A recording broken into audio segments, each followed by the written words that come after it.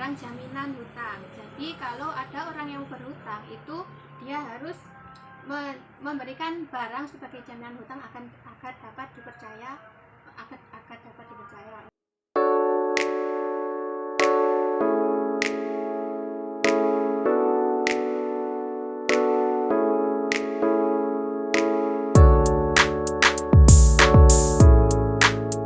Assalamualaikum warahmatullahi wabarakatuh. Perkenalkan, saya Saniatul Khadijah dan di samping saya ada Nuria Syafa'ah. Di sini kita akan bincang-bincang santai masalah-masail fikih, salah satunya yaitu pergadaian. Untuk lebih lanjutnya, pasti kita harus tahu pergadaian itu apa. Nanti akan dijelaskan oleh teman saya, Mbak Nuria. Silakan.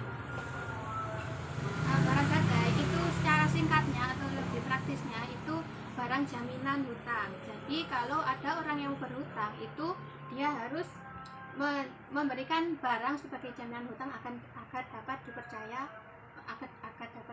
oleh orang lain. Oh, seperti itu. Ya. Pastinya dalam suatu akad gadai itu pasti ada syarat dan ketentuannya. Apakah seorang anak kecil itu diperbolehkan untuk menggadai meskipun dia sudah punya barang berharga untuk digadai? Apakah seorang anak kecil itu boleh untuk menggadai barang tersebut? Kalau yang saya tahu sih, barang gadai itu kalau ingin menggadaikan itu ya dia harus balik. Dia itu harus sudah dewasa, terus dia itu sudah sudah dewasa, terus dia beragama Islam. Dan kalau anak kecil ya nggak bisa, kan dia belum. Jadi harus ada perwakilan untuk menggadaikan barang tersebut ya. Kita pastinya dalam perusahaan pergadaian itu kan barang dimasukkan ke sana kan.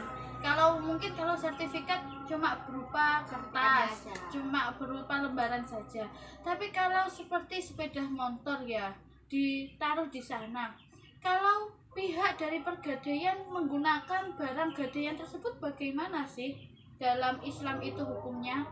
Kalau dalam Islam kita kan mazhab Syafi'i ya teman-teman. Ya. Nah, kalau mazhab Syafi'i itu barang gadai itu ya tidak boleh digunakan oleh yang memberi hutang tersebut atau pihak pergadaian karena apa ya, kan itu sebagai jaminan gitu, dan jaminan itu kan berarti masih dimiliki oleh orang yang menggadaikan tersebut. Jadi ya nggak bisa digunakan kecuali tanpa izin atau dengan kesepakatan. Lalu barang apa saja sih yang boleh digadai? Apakah seperti hewan itu boleh digadai apa enggak? Kalau menurut Islam zaman dulu boleh-boleh saja, semua barang yang bermanfaat itu bisa digadaikan. Tapi untuk sekarang, masa sekarang gitu ya, itu tidak boleh. Soalnya takutnya itu pada pertengahan jalan, pergadaian itu hewannya mati atau sakit atau sebagainya gitu. Jadinya yang boleh itu seperti rumah, mobil, dan pokoknya yang kadang itu yang punya surat-surat gitu. Seperti perhiasan juga. Menurut sampean Mbak, itu apa orang yang dapat gadaian, maksudnya menerima gadaian tersebut, menerima barang gadaian tersebut, memanfaatkan barang gadaian tersebut itu karena apa sih? Pasti ada penyebabnya, entah itu karena apa atau gimana, itu karena apa sih? Pasti ada alasannya kan? Kalau alasan sih banyak sekali ya. Kalau ada yang karena darurat atau ada yang karena dia itu ingin senang-senang gitu kan. Untuk bergaya itu juga bisa. Misal kalau darurat ya seperti misal kita menerima jaminan berupa mobil, terus tiba-tiba kok keluarganya dia itu mempunyai saudara atau keluarga yang sakit, dan butuh langsung diantar gitu ya. Jadi ya terpaksa, nggak ada jalan lain, cuma yang ada itu saja mobil ya, bisa jadi faktor gitu. Tapi aslinya dalam hukum Islam itu tidak diperbolehkan. Boleh, karena ya kalau ada izinnya boleh. Seperti itu. Pokoknya ada izinnya, ada kesepakatan. Jadi kita sudah paham ya teman-teman bahwasanya pergadaian itu diperbolehkan dalam Islam, hanya saja dalam pemanfaatan barang gadai, barang yang sudah digadaikan itu tidak boleh dimanfaatkan oleh pihak yang menerima gadai. Karena apa? belum dapat izin dari si pemilik asli atau yang memberikan barang tersebut, yang menjadi pemilik asli barang tersebut, karena itu hitungannya masih menjamin ya, bukan hak milik diserahkan kepada orang yang memberikan uang tersebut. Seperti itu. Jadinya kalau ingin menggunakan barang gadai itu ya, kalau orang yang mempunyai hutang itu tidak bisa membayar hutangnya. Jadi kalau dia tidak bisa membayar hutangnya kan berarti itu sudah asli menjadi milik yang menerima gadai. Seperti itu. Kita nanti akan masuk ke pembahasan kedua, nanti akan dimentori oleh teman saya Nuria Syafa'ah. Silakan. Ya, langsung saja ya. Ini kan tadi sudah membahas tentang barang gadai. Sekarang saya ingin menanyakan tentang sewa, akad sewa, dan lebih tepatnya zakat hasil tanah yang disewakan. Menurut jenengan sendiri, zakat itu apa sih, Mbak? Oh, kalau zakat sendiri sebelum masuk ke zakat tanah yang disewakan ya, Mbak ya. Zakat sendiri itu dari bahasa berarti mensucikan, atau kalau secara istilah, secara pemahaman kita sehari-hari itu harta yang dikeluarkan untuk membersihkan harta kita. Itu sesuai ketentuan yang sudah dijelaskan dalam pelajaran fikih. Pastinya teman-teman sudah tahu zakat itu apa saja, ada zakat mal, zakat fitrah, dan zakat profesi dan masih banyak lagi. Di sini saya punya beberapa pertanyaan ya, seperti sebelum pembahasan yang asli, syaratnya untuk berzakat itu apa sih? Itu syarat zakat. Syarat zakat yang seperti apa? Kan banyak, maksudnya syarat orang yang mengeluarkan zakat. Gitu. Kalau secara spesifik sih pastinya harus mempunyai harta, terus itu kepemilikan sendiri. Namun ketika kita sudah masuk kayak zakat hasil pertanian, zakat dagang atau zakat apapun, itu pasti ada ketentuan tersendiri, seperti halnya zakat perdagangan. Jadi itu harus dihitung satu haul. Ketika satu haul sudah terlewati dan mencapai nisab, itu harus mengeluarkan zakat. Jadi kalau ketentuan zakat sendiri itu banyak, tapi kalau yang lebih spesifik itu pasti harus milik sendiri, karena untuk mensucikan harta milik sendiri. Seperti itu. Kalau kan tadi salah satu syaratnya kan milik sendiri ya. Jadi kalau disewakan itu kan itu tanahnya, misal saya punya tanah gitu, terus saya menyewakan tanah, terus itu berarti kan masih milik saya sendiri. Berarti misal saya menyewakan tanah, terus berarti saya juga yang membayar sewa tanah tersebut, membayar zakat tersebut. Ada dua kemungkinan, ada dua perdebatan para ulama. Kalau Imam Abu Hanifah itu mengatakan bahwasanya yang wajib untuk mengeluarkan zakat itu si pemilik tanah, bukan si penyewa tanah. Namun dari kalau dari imam yang lain selain Imam Abu Hanifah itu mengatakan bahwasanya yang mengeluarkan zakat itu si penyewa, karena yang menanam, yang menggarap, yang mengurus semuanya itu si penyewa. Jadi yang mengeluarkan zakat itu si penyewa kalau dari imam yang lain selain Imam Abu Hanifah. Tapi pasti ada hal yang terperinci lagi kan. Sebelumnya komponen dari zakat hasil tanah yang disewakan kan ada 3. Tanah yang disewakan, si pemilik tanah, dan si penyewa tanah. Itu nanti ada pembagian tersendiri seperti itu.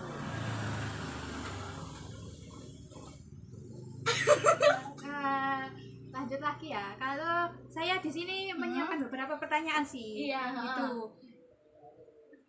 Berarti kalau gitu kan ada perbedaan pendapat ya. Terus kan berarti saya Imam Abu Hanifah itu yang memberikan zakat, yang melakukan zakat itu yang penyewa, pemilik tanah. Soalnya beliau Imam Abu Hanifah ini menganggap bahwasanya tanah yang disewakan itu sebagai investasi. Jadi apa sih pemilik tanah itu mengeluarkan zakat atas hasil investasi, bukan hasil pertanian ya. Jadi ketika si pemilik tanah itu mengeluarkan zakat, yang dikeluarkan zakatnya itu hasil investasi, bahwasanya tanah tersebut disewakan. Tapi mungkin bagi si penyewa itu mengeluarkan zakat, namun zakat hasil pertanian, seperti itu. Berarti kalau misal saya menyewakan tanah ya, itu berarti uang sewa tanah. Berarti saya itu mengeluarkan zakat atas uang sewa tanah atau zakat pertanian. Menurut saya. Si pemiliknya, Ya, kalau si pemilik. pemiliknya mengeluarkan zakat atas hasil sewa tanah. Itu kalau dia cuma mendapatkan uang dari hasil sewa tanah ya. Namun beda lagi jika si pemilik dan si penyewa itu bagi hasil, bukan Oh. bukan sewa ya, Iya. tapi bagi hasil, maka bagi hasil tersebut harus dilihat apakah si pemilik dan si penyewa itu sudah sampai 1 nisab, atau kita bisa hitung itu 5 wasak. Kalau sudah sampai 1 nisab, maka si pemilik maupun si penyewa itu wajib mengeluarkan zakat, seperti itu. 5 masak itu berapa ya, Mbak? 5 wasak itu sekitar 653 sekitar seperti itu. Kalau gitu misalkan ada ya yang pertanian itu membutuhkan biaya, ada yang pertanian tidak membutuhkan biaya. Kalau ada pertanian yang Pengairannya dengan pengairannya itu dengan air hujan saja atau pengairan dengan diesel misalnya musim diesel gitu ya. Ngerti kan, Mbak? Iya. Nah, itu gimana ya? Iya, ngerti diesel. Ya itu gimana? Kayak sumur itu ya. kalau mengeluarkan biaya atau enggak itu apakah ada bedanya? Apakah gitu? presentasinya berbeda? Oh, pastinya beda. Soalnya kalau dari sumur atau dari diesel itu pasti seorang penggarap itu membutuhkan uang untuk membayar, entah itu untuk beli bensin atau apa. Tapi kalau dari air hujan kan dia cuma menerima air dari Tuhan untuk disiram ke tanah yang ditanam. Jadi untuk presentasi mengeluarkan zakat pastinya berbeda. Jika penanaman tersebut pengairannya dari air hujan, maka yang dikeluarkan itu presentasinya 10%, jadi lebih banyak. Tapi ketika seorang yang menanam itu petani, itu pengairannya dari sumur ataupun dari diesel, maka presentasinya hanya 5% untuk mengeluarkan zakat tersebut. Itu selisih 5%. Apalagi ya dari mau saya tanyakan itu. Kayaknya sudah cukup sih, Mbak. Itu Sudah saja. cukup ya. Iya. Jadi sudah paham bahwasanya zakat hasil tanah yang disewakan itu bisa jadi si pemilik ataupun si penyewa yang mengeluarkan zakat. Itu tinggal Kesepakatan kan? tinggal kesepakatannya. Bisa jadi kan si pemilik itu saking baik hatinya, dia dah pokok tanahnya nang digarap terserah, aku gak usah kasih hasil, gak usah kasih uang sewa. Maka hal tersebut malah diwajibkan untuk si yang mendapatkan pinjaman tersebut untuk itu mengeluarkan zakat. Seperti Berarti itu. akadnya bukan akad sewa menyewa. Sudah bukan hutang atau akad sewa menyewa, tapi akad meminjamkan. meminjamkan saja yang si pemilik. Jadi si pemilik juga tidak berkewajiban mengeluarkan zakat, tapi si penyewa, maksudnya si yang dipinjami itu malah wajib mengeluarkan zakat. Soalnya sudah tinggal penggarap tanpa membayar sewa, seperti itu. Enggak rugi ya dia itu. Ya nggak rugi, tambah maksudnya itu sebuah kemuliaan lah, seperti itu. Sedekah, Misal sedekah seperti itu. Intinya itu berarti ini ya, kalau sewa menyewa itu menurut semua ulama itu sepakat kalau yang mengeluarkan zakat itu adalah si pemilik tanah. Kalau itu Imam Abu Hanifah. Iya sih. Imam Abu Hanifah ya. Ya. Itu kalau si pemilik tanah. Kalau yang imam yang lain itu si penyewa. Berarti kita kan sebagai komunitas apa ya? kita itu kan berarti mengikuti mazhab Syafi'i. Berarti yang penyewa tanah itu ya yang penyewa tanah mengeluarkan zakat. yang mengeluarkan zakat. Hitungannya kan paling yang pemilik tanah itu tetap mengeluarkan zakat, tapi zakat investasi. Tapi hitungannya mungkin bukan nisab lagi, mungkin haul gitu. Nisab juga tapi harus menunggu haul. Kalau zakat pertanian kan dia panen sudah sampai 1 nisab, maka harus kewajiban mengeluarkan zakat tanpa harus menunggu haul tersebut. Berarti kalau panennya 3 kali misal, berarti ya zakatnya 3 kali ya? Pak? Iya, jika dalam 1 tahun dia panen dan sampai mencapai 1 nisab 3 kali semuanya, maka dia berkewajiban mengeluarkan zakat 3 kali itu semuanya.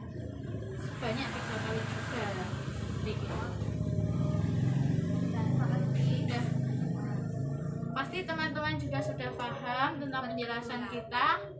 Baiklah, mungkin itu saja bincang-bincang santai pada sore hari ini.